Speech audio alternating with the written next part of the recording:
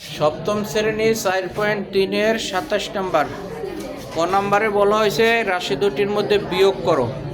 তাহলে আমরা এই রাশি দুটি থেকে এই বিয়োগ করলাম প্রথমে। তাহলে এই ব্র্যাকেটগুলো দ্বিতীয় রাশি লাইনে উঠিয়ে দিলাম।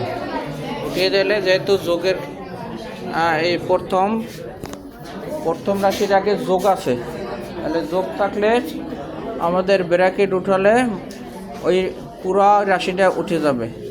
আর বিয়োগের জন্য এই ব্র্যাকেট উঠে গেলে চিহ্নর পরিবর্তন হবে, এখানে মাইনাস, এটা মাইনাস আছে প্লাস।